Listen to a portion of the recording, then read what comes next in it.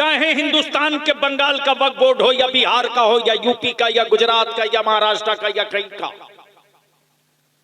हर वक्फ board का chairman मुसलमान था। हर वक्फ बोर्ड का, हर वक्फ की प्रॉपर्टी का मुतवल्ली मुसलमान था। फिर वक्फ की जमीनें बिकी कैसे? वक्फ की जमीनों को बेचा किसने? और जिसने बेचा उस पर कानूनी कार्रवाई करके जेल भेजा क्यों नहीं? बलियाबी को खूब पता है कि वक्फ बोर्ड में जो लोग बैठे हैं वो गैर मुस्लिम नहीं मुसलमान हैं। क्लर्क भी मुसलमान, किरानी भी मुसलमान। लेकिन अगर कोई चला जाए वक्फ बोर्ड में मस्जिद के काम से, मदरसे के काम से, दरगाह खानकाह के काम से, इमामबाड़ा करबला के काम से, तो वक्फ बोर्ड में बैठे हुए जो कर्मचारी हैं समझते हैं कि खुराक आ गई है, जितना नोच सकते हो इसको नोच के खा जाओ। इससे भी आप इनकार नहीं कर सकते। लेकिन लड़ाई तो होगी। अच्छा, एक बात मैं पूछूं कि लड़ाई समझ कर लड़नी चाहिए या बगैर समझे लड़नी चाहिए? जोर से बोलो ना। इतने बड़े मजमे में कोई एक आदमी है जो हमको समझा सके कि इस कानून में हमारे खिलाफ कौन कौन सा पॉइंट है? गैरों ने नहीं, अपनों ने लूटा है। लिलमुत्तकीन वस्सलातु वस्सलामु अला सय्यदिल मुरसलीन व अला आलिहि व सहबिहि अजमईन, अम्मा बाद। फ़अऊज़ु बिल्लाहि मिनश शैतानिर रजीम, बिस्मिल्लाहिर रहमानिर रहीम।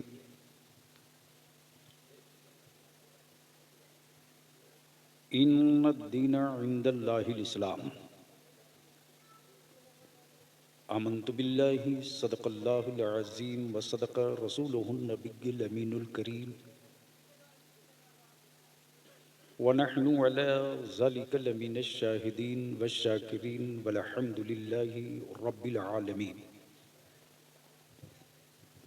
भैया उस पंखे को उधर घुमा दो, उधर उधर इधर से। हाँ, नहीं नहीं, मेरी तरफ नहीं।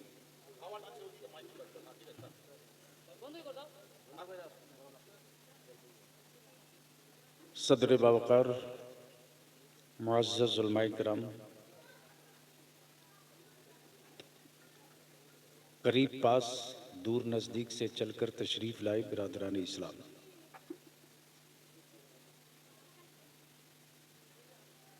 ये सच है कि आपका बलियावी अभी जिस पोजीशन में है,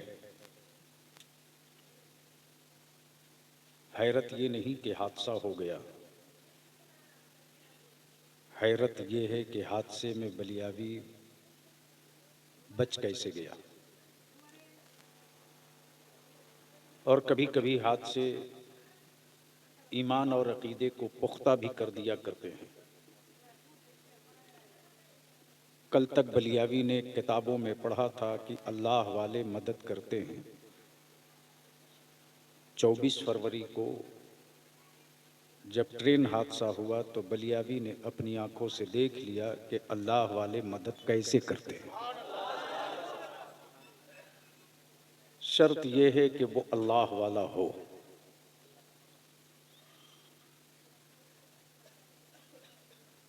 यहाँ के नौजवानों की मोहब्बत, खुलूस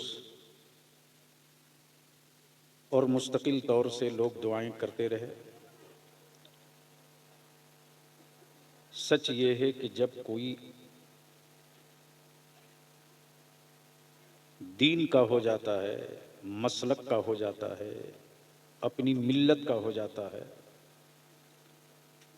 तो मेरी कौम के लोग उसे अपना समझ लेते हैं। अल्हम्दुलिल्लाह, मशाइख की दुआएं, आप सबकी दुआएं, अगर मैं बयान करूं तो शायद वही एक गुफ्तगू हो जाए। यहाँ के नौजवानों की मोहब्बत और खुलूस हमारे सट्टारी से भी, मोथाबाड़ी से भी, पंडवा शरीफ से भी, पूरे इलाके से सट्टारी के सदर साहब वगैरह, हमारा ये सफीउल्लाह बाबू, यहाँ तक के चांचल से कुछ नौजवान पटना तक पहुँच गए, जिनको ये भी नहीं मालूम कि मेरा घर कहाँ है, मैं रहता कहाँ हूँ, लेकिन स्टेशन से पूछते पूछते रमज़ान में कई बच्चे पहुँच गए। ये खून का रिश्ता नहीं है, ये बिरादरी का रिश्ता नहीं है, ये बंगाली और बिहारी का रिश्ता नहीं है, ये मुस्तफ़ा जाने रहमत की गुलामी का रिश्ता है। और यही रिश्ता मेरी पहचान है, और यही रिश्ता कल क़यामत में हम सबकी पहचान कराएगा। और इसी रिश्ते को बचाने के लिए बरेली के इमाम इश्क़ व मोहब्बत आला हज़रत बड़े प्यारे अंदाज में आका के नूर पर खतीब बंगाल हज़रत मौलाना हसनुज़्ज़मा साहब, यानी दिलों को छू जाने वाली, गर्चे में बंगला बहुत नहीं समझता,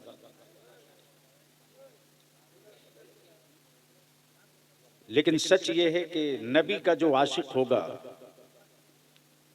वो और कुछ समझे ना समझे, लेकिन जहां उनकी बड़ाई होगी उसे जरूर समझ जाएगा।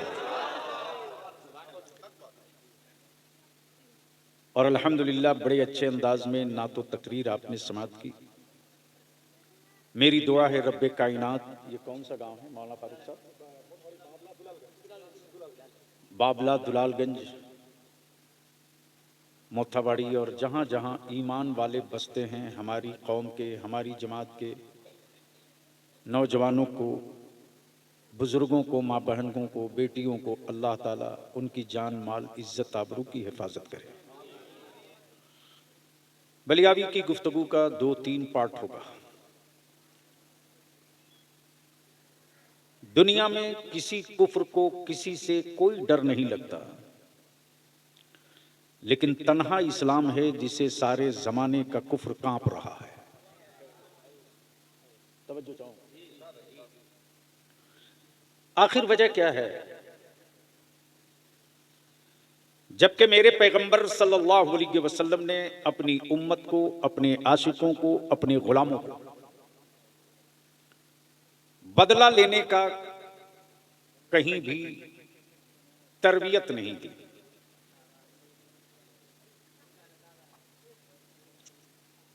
क्या हो गया? बंद कर दो।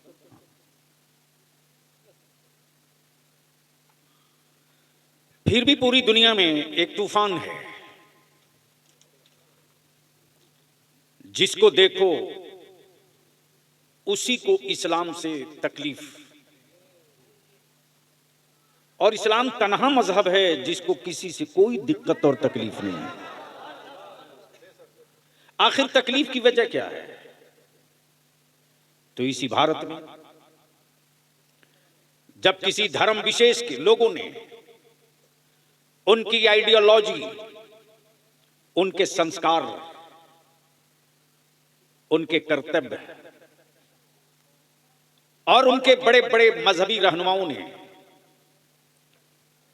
भारत के उन दबे कुचले, दलित, पिछड़े, जंगलों बयाबान में रहने वाले गरीबों की बेटियों के बदन से कपड़े उतरवा दिए, और ये कह करके कि कपड़ा पहनने का राइट तुमको नहीं है।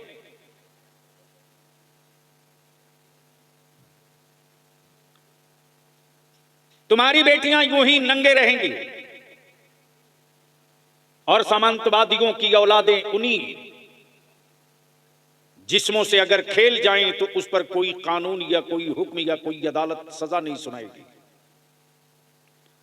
लेकिन इसी भारत में एक इस्लाम का शहजादा था जिसका नाम हैदर अली खान टीपू सुल्तान था। जब इक्तदार की कमान संभाला तो ऐलान आम करके बोल पड़ा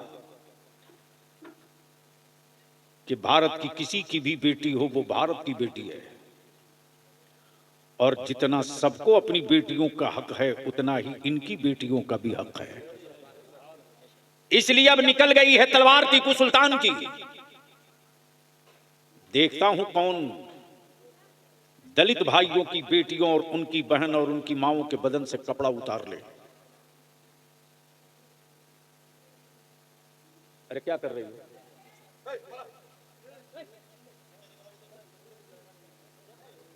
छोड़ दो भाई, बच्चे हैं। आखिर वजह क्या है? अमेरिका से लेकर इस्राइल तक, भारत से लेकर हर उस मुल्क तक इस्लाम ने किसी की जमीन पर कब्जा नहीं किया है। बावजूद उसके इस वक्त हमारी जमीनों पर हुकूमत डंडा मार के कब्जा करना चाहती है। ये वक्फ की जमीन और जायदादें मुगलों की दी हुई खैरात नहीं है। यह हमारी बनी हुई मस्जिदें और मस्जिदों के मीनारे हुकूमत के सिक्कों से नहीं बने हैं। यह हमारे करबला दरगाहें और ईदगाहें, इनमें हुकूमतों की कोई ईंट नहीं लगी है। जमीन मेरी, तामीर हमने की। जमीन मेरी, बनाए हम। और अगर कोई हुक्मरान ये सोचता है कि मुसलमान है, कर ही क्या सकता है, तो बलियाबी आज से नहीं बरसों से चीख रहा है। बलियाबी को कमजोर बलियाबी की जमात के आलिमों ने किया। 20 साल पहले मैं बिहार, बंगाल, झारखंड, उड़ीसा में घूम घूम कर कहते रहा, फार्म जिला जिला भेजते रहा कि अहले सुन्नत के लोगों अपनी अपनी मस्जिद, अपने अपने मदरसे, ईदगाहों की डिटेल भर के डायरेक्टरी बना लो। लेकिन आलिमों ने तवज्जो नहीं दी। बरसों से चीख रहा हूं, नशा से बाहर निकलो। सिर्फ दारू का ही नशा नशा नहीं होता, सिर्फ शराब का नशा ही नशा नहीं होता। गफलत में अपनी नस्लों को छोड़कर जाना यह नशा से कम भी नहीं होता। वही किया। ए बेटा बैठ जाओ, बैठ जाओ, बैठ जाओ। क्यों खड़ी हो? या घर जाओ, जगह नहीं है शायद बच्चे को बैठने के लिए। कोई बात नहीं। इसलिए आज बलियाबी की थोड़ी देर गुफ्तगू बड़ी संजीदगी से सुन लीजिए। मैं जानता हूं कि इस वक्त हमारे बच्चों को तरबूज बना दिया गया है। याद होगा इसी मालदा के कई इजलास में मैंने कहा था यह सेकुलरिज्म और कॉम्युनलिज्म धोखा है, धोखा। सबको हमसे सत्ता चाहिए, हमारे बच्चों का हक कोई नहीं देगा। हमारा वोट सबको चाहिए, लेकिन हमारी हिफाजत के लिए कोई आगे नहीं आए। सारी सियासी पार्टियों के लीडर कह रहे हैं कि वक्फ बिल खिलाफ है। बिल्कुल है, लेकिन अगर हमसे हमदर्दी है तो चाहे किसी भी सियासी पार्टी के लीडर हो, उसका गट्टा और कलाई पकड़कर बोलो कि हम तो जख्म खाए हैं, सड़कों पे निकलेंगे ही। तुम अपनी पार्टी के झंडा और बैनर के साथ गैर मुस्लिमों को लेकर प्रदर्शन करो तो मैं जानूंगा कि मेरे साथ हो। वरना जो हालात हैं वो ये हैं कि हमारे 50 से 55 बच्चे मुर्शिदाबाद एहतजाज में जेल चले गए। बेईमानों ने बदतमीजियां की। इस्लाम किसी भी उस काम की इजाजत नहीं देता जो इंसान को तकलीफ पहुंचाने वाला हो।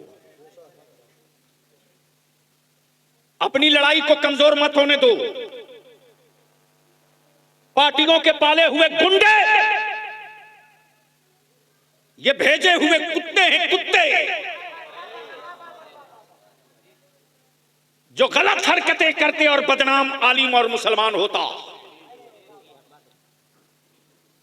इसलिए कि दुनिया का कुफ्र मेरे पैगंबर की तारीख पढ़ करके तब मातम कर रहा है इस्लाम बदला नहीं लेता, इस्लाम बदल देता है। इस्लाम बदला नहीं लेता, बदल देता है। और आज कुफ्र उसी से डरा हुआ है। तब पूरी दुनिया में इस्लाम के खिलाफ एक प्रोपेगेंडा सेट कर दिया, नैरेटिव सेट। मुसलमान है जिहादी होगा, मुसलमान है जालिम होगा, मुसलमान है नफरती होगा, मुसलमान है लुटेरा होगा, मुसलमान है डकैत होगा, मुसलमान है कातिल होगा। बलियावी कहता कल के टूरो, जिस इस्लाम के पैगंबर ने जंग के मैदान में पकड़े हुए कैदियों के हाथों की रस्सियां बंधी हों और बंधी रस्सियों की दर्द के दर्द से कैदी चीख रहे हों, तो रहमत आलम फरमावे, मेरे सहाबा ये लोग क्यों दर्द से कराह रहे? ये कराहने की आवाज कहां से आ रही? आकाई रहमत के जानेसारों ने अर्ज की, या रसूल अल्लाह, जो कैदी दुश्मन पकड़े गए हैं उनकी रस्सियां बंधी हैं हाथों में, उस बंधी हुई रस्सियों की गिरहें कुछ ज्यादा सख्त हैं, जिसकी वजह से ये चीख रहे हैं, कराह रहे हैं। रहमत आलम फरमाते, मेरे सहाबा, उनके हाथों की रस्सियां ढीली कर दो, इनके दर्द हमें बर्दाश्त नहीं होते। तेरा नबी दर्द देने के लिए नहीं आया है, तेरा नबी दर्द मिटाने के लिए आया है।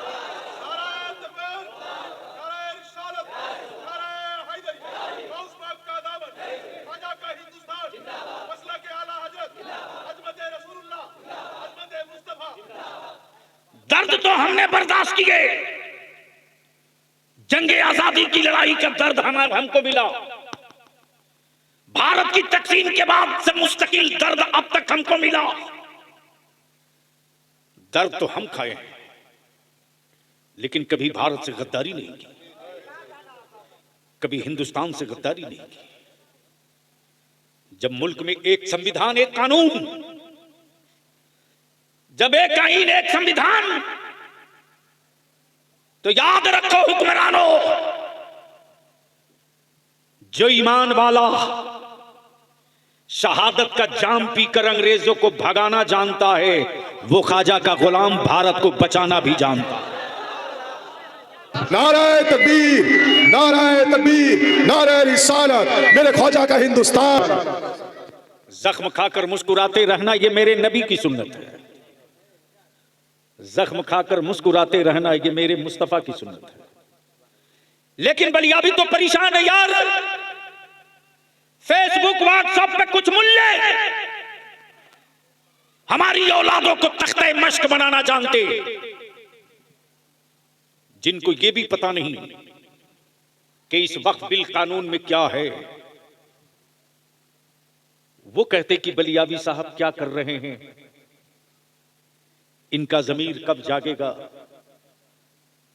और जब बलियावी कहता है कि 10 अप्रैल को मैंने मीटिंग बुलाई है, आपका जमीर जाग गया हो तो मीटिंग में तशरीफ लाइए, तो कोई जवाब नहीं आता। जो पहला काम है वो ये है कि हमको गैरों ने नहीं, अपनों ने लूटा है। चाहे हिंदुस्तान के बंगाल का वक्फ बोर्ड हो, या बिहार का हो, या यूपी का, या गुजरात का, या महाराष्ट्र का, या कहीं का, हर वक्फ बोर्ड का चेयरमैन मुसलमान था। हर वक्फ बोर्ड का, हर वक्फ की प्रॉपर्टी का मुतवल्ली मुसलमान था। फिर वक्फ की जमीनें बिकी कैसे? वक्फ की जमीनों को बेचा किसने? और जिसने बेचा उस पर कानूनी कार्रवाई करके जेल भेजा क्यों नहीं? बलियावी को खूब पता है कि वक्फ बोर्ड में जो लोग बैठे हैं वो गैर मुस्लिम नहीं, मुसलमान हैं। क्लर्क भी मुसलमान, किरानी भी मुसलमान। लेकिन अगर कोई चला जाए वक्फ बोर्ड में मस्जिद के काम से, मदरसे के काम से, दरगाह खानकाह के काम से, इमामबाड़ा करबला के काम से, तो वक्फ बोर्ड में बैठे हुए जो कर्मचारी हैं समझते हैं कि खुराक आ गई है, जितना नोच सकते हो इसको नोच के खा जाओ। इससे भी आप इनकार नहीं कर सकते। लेकिन लड़ाई तो होगी। अच्छा, एक बात मैं पूछूं कि लड़ाई समझ कर लड़नी चाहिए या बगैर समझे लड़नी चाहिए? जोर से बोलो ना। इतने बड़े मजमे में कोई एक आदमी है जो हमको समझा सके कि इस कानून में हमारे खिलाफ कौन कौन सा पॉइंट है?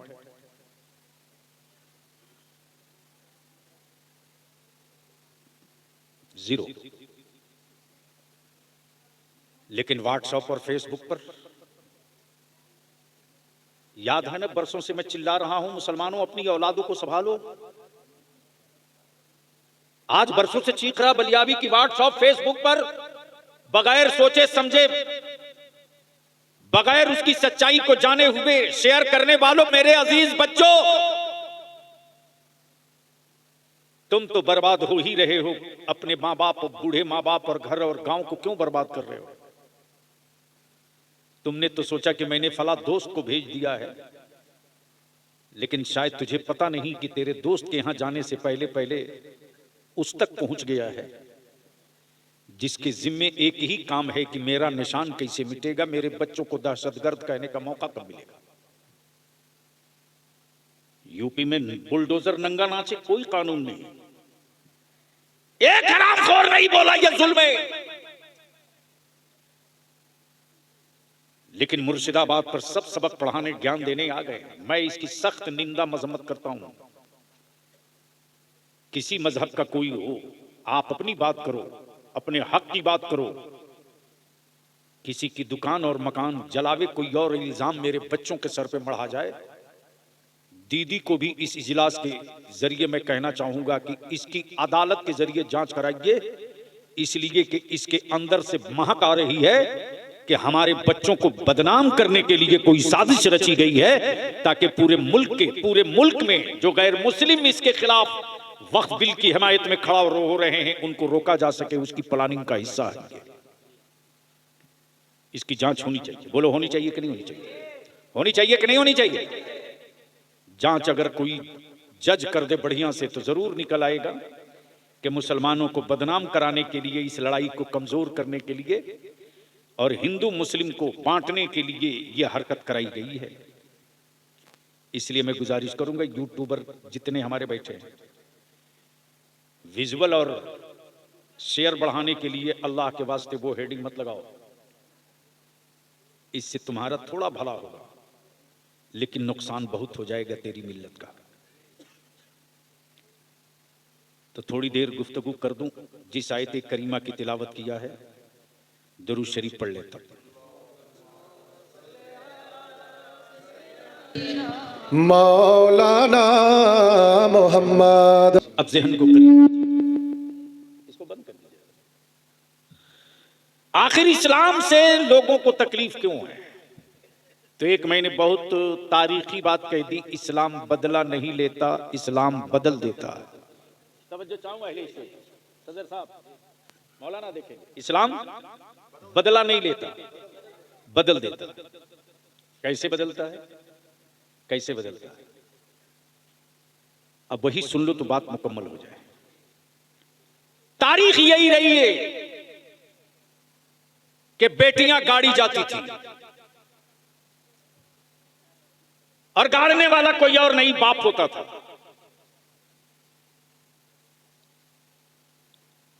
बेटियों की आबरू लूटने वालों को जो माला पहनावे, वो हुक्मरान अगर कहे कि बेटी बचाओ, तो ये इसे ही लगता है कि कोई अपराधी लोगों को ज्ञान दे रहा हो कि आप इंसान बनिए। क्या ऐसे ही है जैसे कोई डकैत किसी को कहे कि आप चोरी मत कीजिए। इस्लाम बदला नहीं लेता।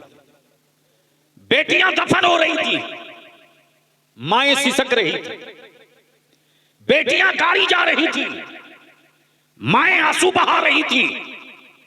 गड़ती हुई बेटियों को देखकर बाप कुछ भी था, इंसान था, गड़ने वाली बेटियों से आंखें मिलाने की हिम्मत नहीं रखता था, बेटियां गाड़ देता था। मेरे पैगंबर ने आने के बाद, जमीन पर तशरीफ लाने के बाद, रहमत आलम ने बेटियों को जिंदा गाड़ने वालों से बदला नहीं लिया। रहमत आलम ने उसी बाप को बदल के रख दिया और बता दिया बेटियां गाड़ी नहीं जाएंगी। आज जो तेरी बेटी कहला रही है, कल इसी बेटी के कदमों के नीचे उसकी औलादों की जन्नत होगी। बेटियों का मकाम बचाकर मुस्तफा ने बाप बदल दिए, बेटियों के बाप बदल दिए, बाप का जहन बदल दिया, बाप की सोच और नजरिया बदल दिया। जब इस्लाम मक्के में तेजी से चल पड़ा और 39 लोग इस्लाम कबूल कर लिए। कितना? 39। कितना? जब 39 लोग इस्लाम कबूल कर लिए, तब अरब के काफिरों ने मीटिंग की और उस दौर के दबंग फारूक आजम से कहा, ए उमर, 39 लोग मुसलमान हो गए, हम पूरी ताकत लगा दिए पैगंबर इस्लाम के खिलाफ प्रोपेगेंडा करने में। जादूगर कहे माजल्लाह कामयाब न हुए, साहिर कहे कामयाब न हुए, पत्थर मारे कामयाब न हुए, राह में कांटे डाले कामयाब न हुए, बदन पे गंदगी पे कूड़े फेंके कामयाब न हुए, उनके घर का घेराव किया कामयाब ना हो सके, काबे के तवाफ से रोक दिया कामयाब ना हो सके, अब तुम ही कुछ करो।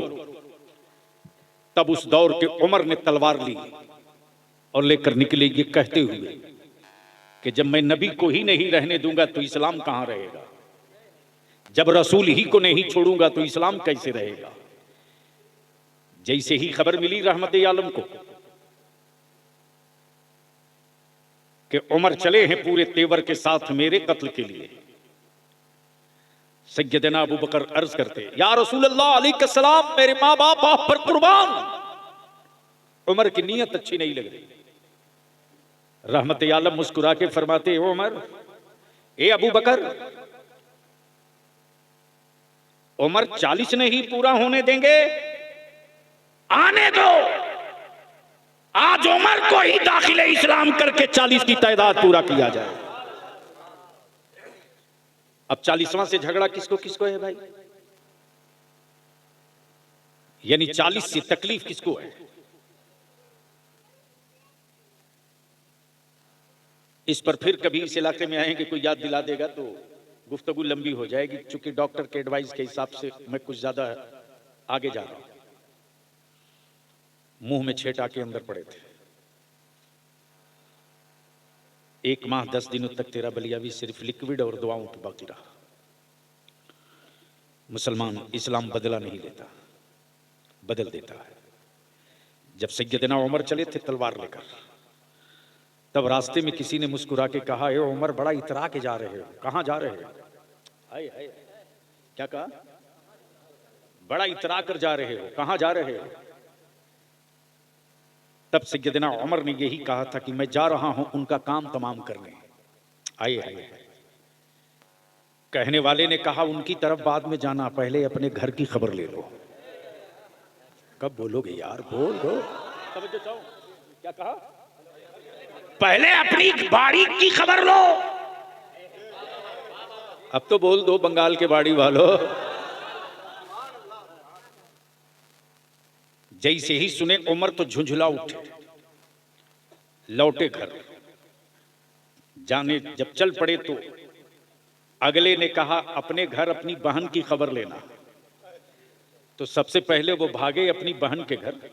अल्लाह अकबर, क्या मंजर रहा होगा मुसलमान। सोच कि भाई के हाथ में तलवार है, कत्ल के इरादे से बहन को आया है। इस्लाम बदला नहीं लेता, बदल देता। जैसे ही सैयदना फारूक आज़म तलवार लेकर आए हैं, दरवाजे पर जैसे ही कदम रखा, अंदर से कुरान करीम की तिलावत की आवाज आ रही। जैसे ही सैयदना उमर ने कदम बढ़ाना चाहा, फारूक आज़म की बहन शेरनी की तरह गरज पड़ी, खबरदार उमर, आगे मत बढ़ना, खबरदार, वही ठहर जा, वही रुक जा। फारूक आज़म कहते, ए बहन, तुम क्या पढ़ रही थी? एक बार और पढ़ दो। बोल यार, बोल यार, बोल यार। अरे जोर से बोल, जोर से।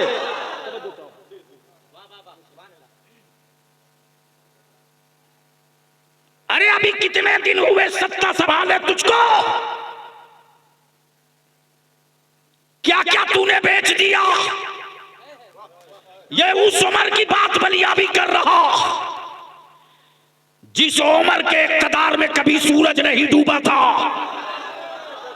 तुम 140 करोड़ न संभाल सके, वह मेरा अमीरुल मोमिनीन फारूक आजम है जिसकी हुकूमत दरिया और समंदर पर भी चला करे। बात तुम इस्लाम की करते हो। डर इसीलिए लगता है, तब एक नैरेटिव और प्रोपेगेंडा सेट किया गया कि जहां लोग सटा इस्लाम के करीब, कि चेहरा नहीं दिल बदल देगा इस्लाम, खानदान बदल देगा इस्लाम। इसीलिए कुफ्र डरा डरा है और इस्लाम और कुरान के खिलाफ प्रोपेगेंडे करा रहा, वो चाहे ट्विटर हो कि मीडिया सेल हो कि ये जितने यूट्यूबर हो, सबको सुपारी दे रखा है। लेकिन बलिया भी कहता अकल के टुअरो, जब कोई वायरलेस और कोई सैटेलाइट न था तब इस्लाम मक्के से भारत आ सकता है, तो भारत का इस्लाम कुफ्र के आंगन में भी जा सकता है।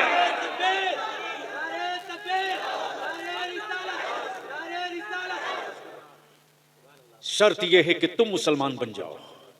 आए हाय हाय, बोल दो तो बोल दूंगा, बोल दे जोर से। शर्त यह है कि तुम मुसलमान बन जाओ। जब तुम मुसलमान बन जाओगे तो तेरे घर में कभी शराब की बोतल नहीं खुलेगी। जब तुम मुसलमान बन जाओगे तो तेरे घरों में कभी सूद के पैसे की रोटी और सब्जी नहीं बनेगी। जब तुम मुसलमान बन जाओगे तो तेरे घरों के अलमारियों में सूद का कोई एक नया पैसा नहीं आएगा। जब तुम मुसलमान बन जाओगे तो तेरी मस्जिदें खाली नहीं रहेंगी, लगेगा हर दिन ईद है। जब तुम मुसलमान बन जाओगे तो तेरी बेटियां बेपर्दा नहीं, हया की चादर में सड़कों पर दिखेगी।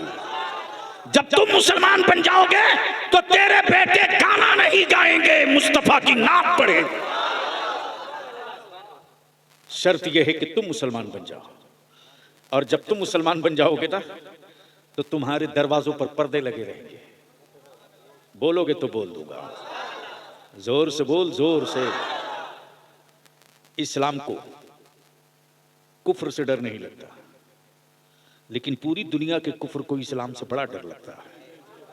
इस्लाम बदला नहीं देता, बदल देता है। आ गए उमर, जैसे ही कहा एक बार और पढ़ दो, बहन ने फिर पढ़ा। उमर ने उठकर आगे बढ़ना चाहा। बहन कहती खबरदार उमर, खबरदार उमर, आगे मत बढ़ना, ये अल्लाह की किताब है, तुम इस लायक नहीं हो कि इसे छू सको। उमर आगे मत बढ़ना। फिर से गदेना उमर कहते कि एक बार और पढ़ दो ना, दिल को बड़ा सुकून मिल रहा है। आए हाय, बोल बोल बोल बोल बोल। तब बलिया भी कहता ईसा ने सवाब का सबूत मांगने वाले, जब उमर जैसे बहादुर के बेचैन दिलों को बहन की तिलावत से सुकून मिल सकता है, तो कुरान की तिलावतों से कब्र वालों को सुकून कैसे नहीं मिलेगा।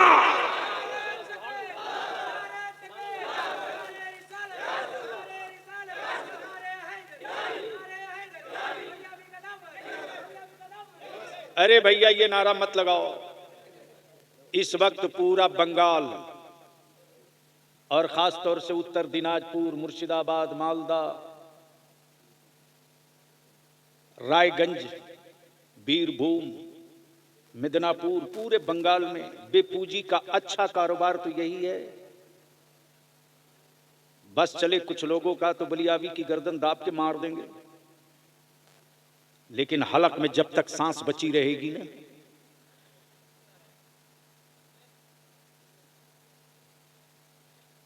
उनके खिलाफ बलियावी की जंग जारी रहेगी, जो मेरे आका की उम्मत के जवानों को अंधभक्त बनाने की बात करते हैं। हम मुस्तफा के आशिक बनेंगे, किसी का अंधभक्त नहीं बनेंगे। लेकिन यहां तो तमाशा हो गया है कोई मुफ्ती जो आला हजरत के फतवे से हट करके कोई एक फतवा दे दे, यानी सवाल का जवाब लिखने के लिए आला हजरत चाहिए। जलसे में आला हजरत का नारा लगे तो पेट में दर्द होगा। ऐसे लोगों को पहचानो, खूब कायदे से पहचानो, बहुत ढंग से पहचानो, और अंधभक्त मत बनाओ, नबी का आशिक बनाओ। अब जहन को यहीं रोक लो। जैसे ही सैयदना उमर ने कहा एक बार और पढ़ दो, बड़ा सुकून मिल रहा है, बेचैन दिल को बड़ा सुकून मिल रहा है, बहन ने फिर कुरान करीम की उसी आयत करीमा को दोहराया।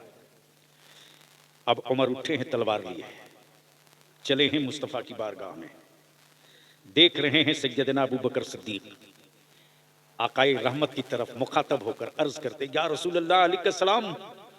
उमर के हाथों में तलवार रहे, उमर इधर ही आ रहा है, नीयत अच्छी नहीं लगती। आकाए रहमत ने क्या कहा, ए अबू बकर घबरा मत, घबरा मत, घबरा मत, आज उमर को ही बदल दिया जाएगा। तवज्जो चाहो, तवज्जो चाहो। यह नहीं कहा कि उसकी तलवार से उसे मार दिया जाएगा,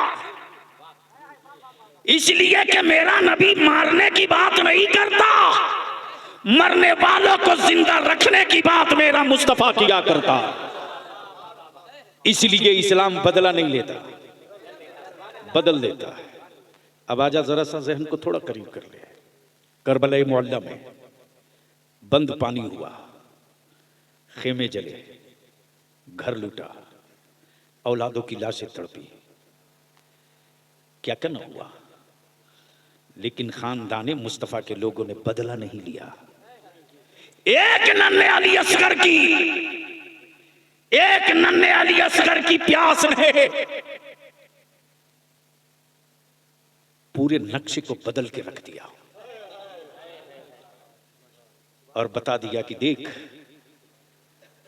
पानी की औकात क्या है, हुकूमत की औकात क्या है, और मुस्तफा की आल की और नबी के लाल की हिम्मत क्या है। लेकिन एक बात यहां दिल खोल करके बहुत कायदे से दिमाग में बात बैठा लो। कोई हो, किसी खानकाह का हो, किसी दारुल उलूम का हो, कितना हो बड़ा मुफ्ती मौलाना बनने का दावा करे, अगर किसी सहाबी रसूल बिलखसूस अमीरुल मोमिनीन सैयदना अमीर मुआविया की शान में गुस्ताखी करे तो समझ लेना यह यजीद के लश्कर का हो सकता है, हुसैन का आशिक नहीं हो सकता। और सुन मेरे आका की हदीस, सुन मेरे आका की हदीस सुन, मफहूम अर्ज कर दूं, वक्त नहीं। मेरे आका करीम फरमाते हैं, मेरे किसी भी सहाबी की कोई तौहीन करे, क्या कहा, मेरे किसी सहाबी की अगर कोई तौहीन करे तो समझ लेना कि वो जहन्नम के कुत्तों में से एक कुत्ता है। किसी भी सहाबी की। है मेरा गौसे आजम है, लेकिन सहाबी का मर्तबा नहीं है। मेरा गरीब नवाज, मेरा ख्वाजा गरीब नवाज है, लेकिन किसी सहाबी के रुतबे का नहीं है। अल्लाह अकबर, अल्लाह अकबर, अल्लाह अकबर। मालूम है हजरत सैयदना खालिद बिन, हजरत सैयदना खालिद की मैदान जंग में अचानक लड़ाई बंद कर दी है, सारे जानेसार परेशान, अब क्या होगा, हम जंग हार जाएंगे, हम पर हमले हो रहे। लेकिन हजरत सैयदना खालिद की कैफियत ये कि वो घोड़े से नीचे उतर करके अपना अमामा ढूंढ रहे हैं, अमामा ढूंढ रहे हैं। आप सोचो जरा, तलवारें चमक रही हो, गरज रही हो, इसी बीच में वो अपना अमामा ढूंढ रहे हैं, अपना अमामा ढूंढ रहे हैं, और कह रहे लोगों तलवारें रोको, अमामा ढूंढो। कमांडर है, अमामा ढूंढवा रहे हैं। लोग परेशान हैं, क्या हो गया खालिद को, अचानक जंग रोक दी और कह रहे हैं अमामा ढूंढो।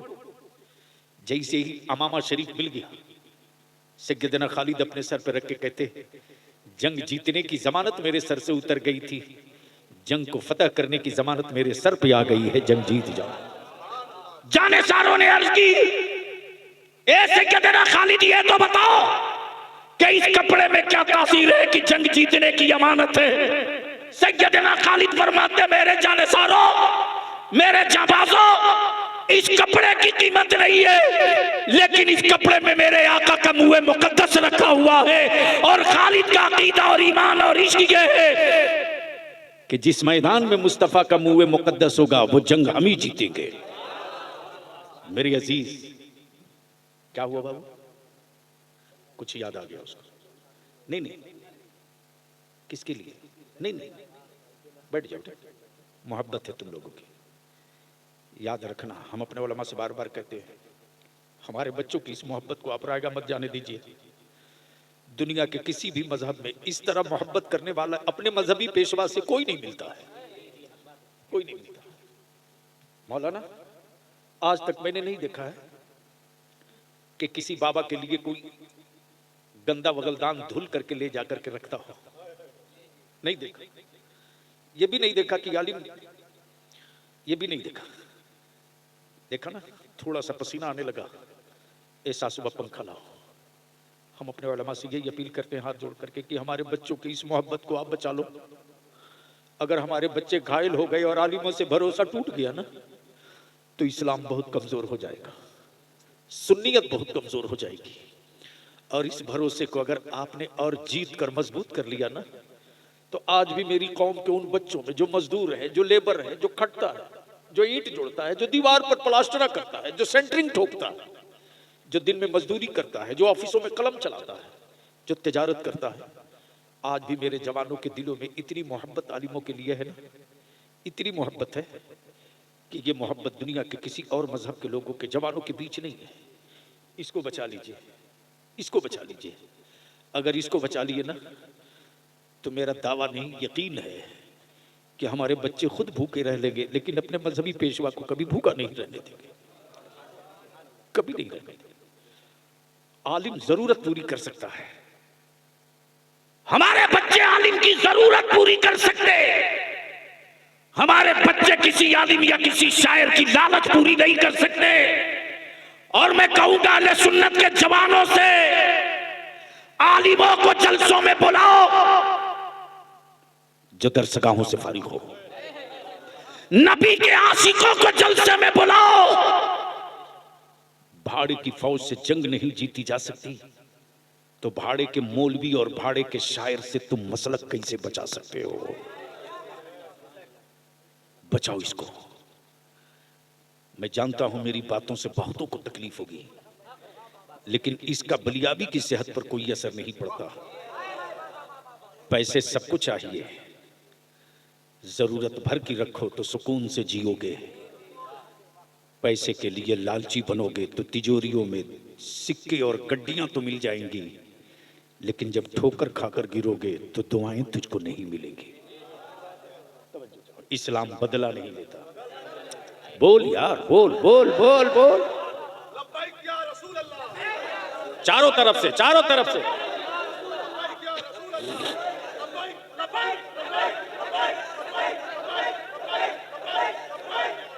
चारों तरफ से हाथ उठा लो, बता दो इकट्ठा हो गए हैं मुस्तफा वाले। अल्लाह, मेरे साथ लगा दो, सारा मजमा हाथ दोनों उठाना। लब्बैक या रसूल अल्लाह, अल्लाहुम्मा लब्बैक या हबीब अल्लाह, लब्बैक या रसूल अल्लाह। नीचे करो। इस्लाम बदला नहीं लेता, बदल देता है। और इसीलिए गुजरात वाले को डर लगता, प्रॉब्लम इसी का है कि हर तरह का ऑफर और छूट देने के बाद भी अब्दुल्ला महेश ना बना, शाकिर रमेश ना बना, लेकिन न जाने कितने लोग अब्दुल्ला अब्दुल करीम बन गए। तब डर लगा तो कहा कि अगर वही जमीन वफ करेगा जो कम से कम 5 साल तक मुसलमान हो, तो बलियाबी अगर यही दोहरा दे कि फिर मंदिरों के लिए जमीन वही दे जो कम से कम 5 साल तक हिंदू रहे। अरे भारत के संविधान ने सबको छूट दी है, जिसको जो धर्म अच्छा लगे कबूल करो। तो उनको डर इसी बात का है कि इस्लाम की पाकीज़गी, इस्लाम की दी हुई हया, इस्लाम का तसव्वुर ज़कात, इस्लाम में ईसाले सवाब के लिए दान पुण्य, इस्लाम में मसावात और बराबरी का हक, इसलिए कि उनके यहां उनके धर्म की किताबें सब नहीं पढ़ सकता। डर इसी बात का है कि उनकी किताबें एक बिरादरी विशेष के लोग पढ़ेंगे, लेकिन इस्लाम का कुरान तो वो किताब है कि कोई भी पढ़ सकता है। डर लगता है कि यही कहीं सबको बदल न दे। तब बलियावी कहता है तुम अपना पिजड़ा मजबूत रखो, इस्लाम की खुशबू जो फैलेगी तो पिजड़े की तीरियां नहीं टूटेगी, परिंदा बदल जाएगा।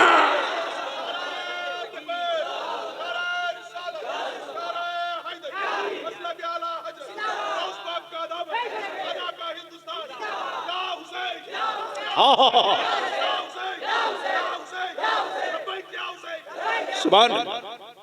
एक बात दिल में लिख लो, जो बरेली के इमाम अहमद रजा के मसलक पर चलने वाला है वही सच्चा हुसैनी है। सैयदना अबू बकर सिद्दीक को छोड़कर कोई मौलाई नहीं हो सकता, और सैयदना मौला अली को छोड़कर कोई हुसैनी भी नहीं हो सकता। यह बड़ा नाजुक रास्ता है। अहले बैत के लिए बाल बराबर भी बदगुमानी हुई तो भी गए, और सहाबा के लिए खुलफाए राशिदीन सैयदना अबू बकर सिद्दीक, सैयदना फारूक आजम के लिए थोड़ी सी बदगुमानी हुई तो भी गए। आई है। अब जरा दिल लगा तो मैं तुझको आंखों से दिखा दूं और एक बहुत बड़े फितने को आज दफन कर दो। देखना चाहोगे? कितना टाइम हो गया? ओहो, बहुत देर बोल दी। क्या चाहते हो आगे फिर तकरीर ना? जो मेरी सेहत है, मैंने मोहब्बतों का ख्याल किया, तो जिस तरह आप मेरी सेहत का ख्याल करोगे। बस एक वाकया।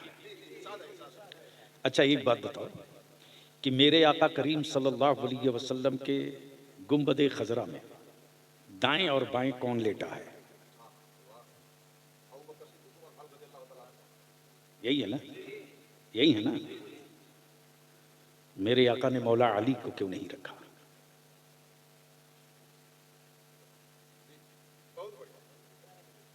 मेरे आका ने सैयदना उस्मान गनी को क्यों नहीं रखा? वो तो कासिमे कुल है। तब ताजु शरिया ने इश्क की चादर खसकाई और क्या कहा? जहां बानी अता कर दो। क्या कहा? भरी जन्नत, खाली जन्नत नहीं। बोल यार, बोल यार, बोल।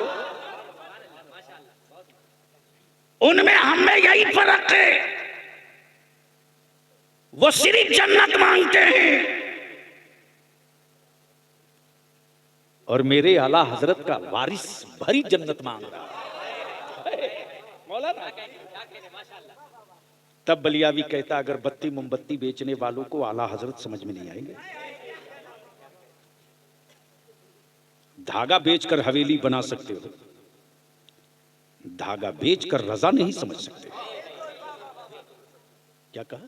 भरी जन्नत। आए नबी मुख्तारे कुल है। हजरत क्या कहा? ये नहीं कहा कि सिर्फ मुख्तार है,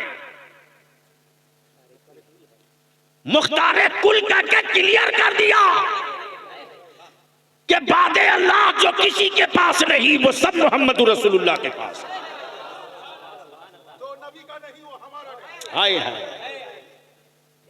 मेरी अजीज, गोया मेरे आका की निगाहे नबूवत देख रही थी। कि कल का फितना होगा, मेरी उम्मत को तोड़ा जाएगा, कुछ लोग मेरी आल की को ढाल बनाएंगे और कुछ लोग मेरे सहाबा को ढाल बनाएंगे और उम्मत के टुकड़े किए जाएंगे। तब नबी ये कौनैन ने फरमाया, कब कब जब खाने काबा से बुतों की सफाई हो रही थी और एक बुत बहुत ऊपर था, एक बुत बहुत ऊपर था, तो सैयदना मौला अली शेर खुदा फातिह खैबर ने अपना कांधा पेश किया और क्या कहा, या रसूल अल्लाह मेरे कांधे पर सवार हो जाइए। नबी रहमत ने क्या फरमाया, ए अली तुम नबूवत का बोझ नहीं बर्दाश्त कर सकते। अल्लाह अकबर, अल्लाह अकबर, तुम नबूवत का बोझ नहीं उठा सकोगे। लेकिन जब हिजरत की रात आई और आकाए रहमत मक्के से हिजरत किए तो जहां तक रेतीली जमीन रही, मुस्तफा पैदल पैदल, और जहां से पथरीली जमीन मिली आकाए रहमत फरमाते, अबू बकर इधर आओ, अबू बकर इधर आओ, अपना कांधा लाओ, सवार करो मुस्तफा को, सवार करो मुस्तफा को। कांधा सैयदना अबू बकर का, सवार नबियों का ताजदार हो रहा। गोया उसी दिन क्लियर हो गया कि आकाए रहमत के बाद इस उम्मत का बोझ किसी और के कांधे पर नहीं जाएगा, सैयदना अबू बकर के कांधे पर जाएगा। और उसी दिन क्लियर हो गया। आकाए पाक ने गुंबदे खजरा में दाईं तरफ अबू बकर को, बाईं तरफ फारूक आजम को, इसके पीछे की ये भी राज कि अदब सीखना हो मेरी बारगाह में आने का तो अबू बकर से सीख कर आना, और अगर गुरूर में आओगे तो कल भी उमर की तलवार थी, अब भी उमर की तलवार है। और दोनों को आजू बाजू में रखकर, पहलू में रखकर बता दिया, ये कल भी मेरे थे। और सिर्फ यही नहीं बल्कि गवाह बना दिया। आए है, मालूम है तुझको? नहीं मालूम है, क्योंकि अब तो हमारे यहाँ जलसों में तकरीरें जो हो रही हैं, हमको तो तकरीर आती नहीं, ये तो मेरे ताजदार अहले सुन्नत मुफ्ती आजम की अता है, रईसुल कलम ताजु शरिया की दुआ है, वरना मुझ जैसा कम पढ़ा कहाँ से तकरीर कर सकता है। ये मेरे बस का नहीं है। मेरे अजीज, बस ज़हन को थोड़ा सा करीब कर लो, थोड़ा सा। इस्लाम बदला नहीं लेता। जोर से बोल, जोर से बोल, जोर से। ये वही इस्लाम है जिसने मक्का बदल दिया, बेटियों का वकार बदल दिया, बूढ़ों का मकाम बदल दिया, काबे की अजमत बदलती। ये वही इस्लाम है। जब भारत में आ गया, कहां? दिल लगाओ, बड़ी कीमती बात। समझ सकते हो तो इशारे में समझना। मैं वो नहीं हूं कि किसी के बदन का कपड़ा उतारूं। वो नंगे लोग हैं जो लोगों को नंगा किया करते हैं। मुस्तफा वाले हयादार हैं, हया की चादर बांटते हैं। समझ जाओ। लोग तलवारों पर धार लगा के बैठे थे, ये कह रहे थे कि हम ही रहेंगे, दूसरा थोड़ी आने वाला है। 7 समंदर पार ही मुस्तफा का दीन रहेगा, इधर थोड़ी आएगा। लेकिन अचानक लोगों की आंखें फटी की फटी रह गई जब भारत के ईमान वालों का मुश्किल कुशा मेरा गरीब नवाज आ गया। अरे बोल यार, बोल बोल। होने लगी मीटिंग, महापंचायत। इस्लाम आया, दिखा नहीं, आ कैसे गया?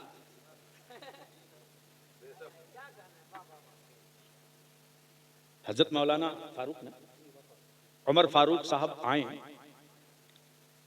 और हजरत मौलाना अबुल हसन जमान साहब पूछें जलसे वालों से, क्या नाम बाबू तुम्हारा? शराफत हुसैन।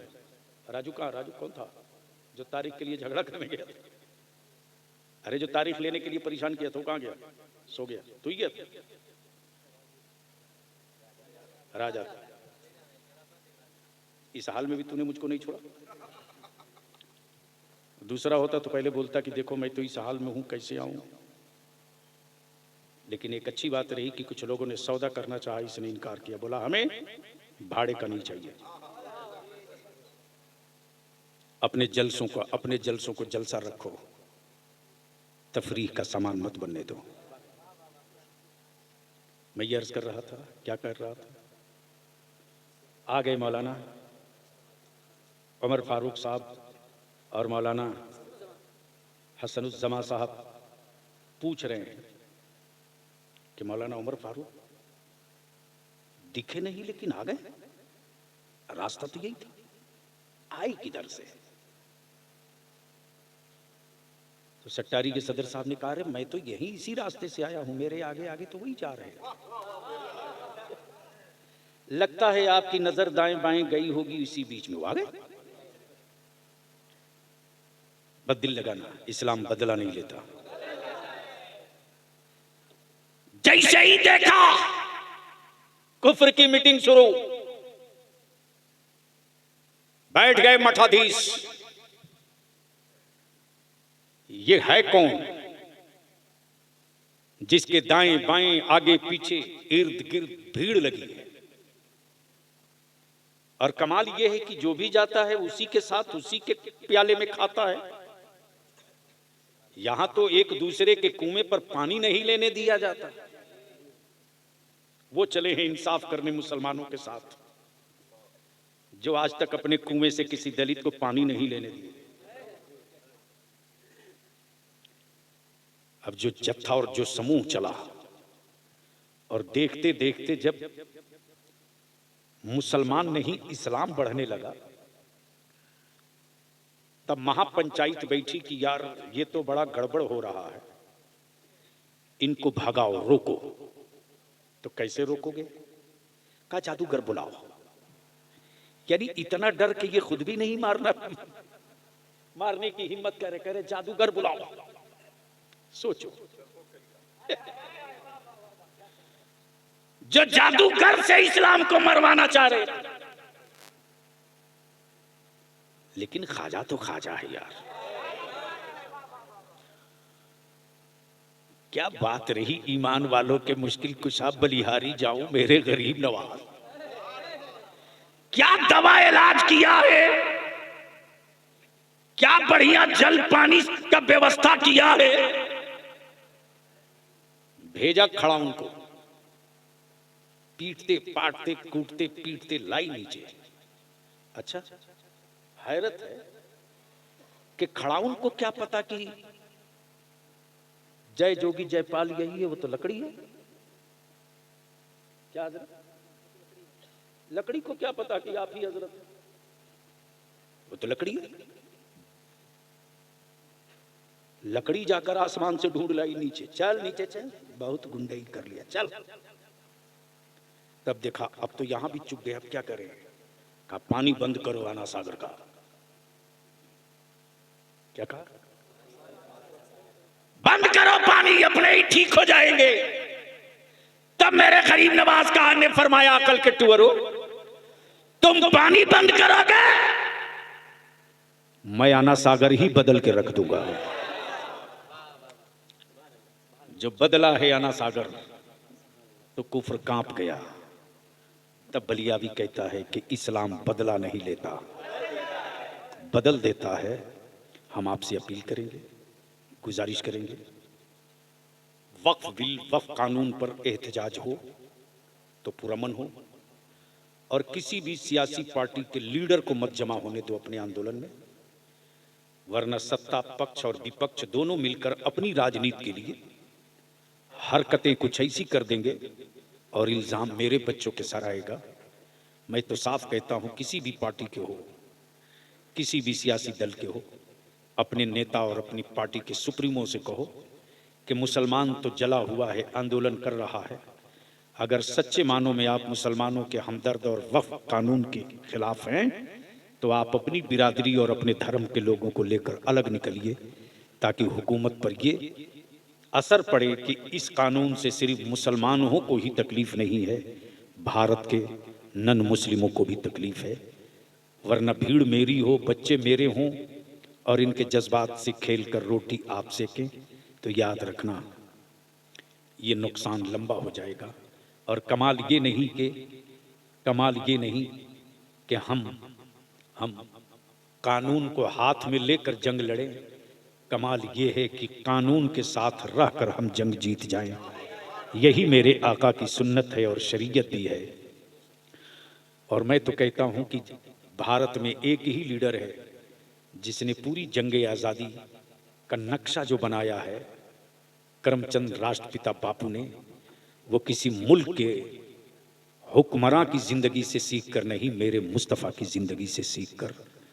अहिंसा का पैगाम मेरे नबी का था, इंसानियत का तहफ़्फ़ुज़ मेरे नबी का था, और उसी पर चलकर इस मुल्क की आज़ादी की जंग लड़ी गई है। खबरदार अपने औलादों के दिलों से ये बात निकलने मत दो कि ये मुल्क उसका नहीं है। एहसास दिलाते रहो कि ये मुल्क उसी का है, और इस मुल्क में अमन के साथ अपना हक लेने का की जिम्मेदारी भी उसी की है। अल्लाह तबारक व तआला अमल खैर की तौफीक रफ़ीक अता फरमाए। यार जिंदा खड़े हो जाए। सलातो सलाम।